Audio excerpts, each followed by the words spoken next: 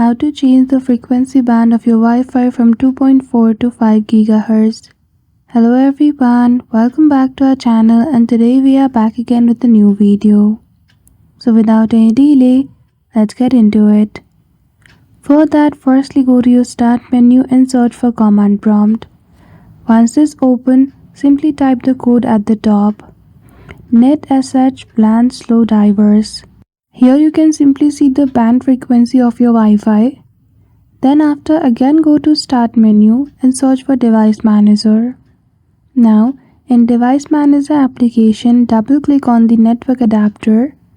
Click on your network adapter and go to its property. In property, click on advanced at the top.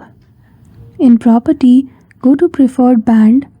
And in the value section, you simply need to choose the value of preferred 5 GHz band.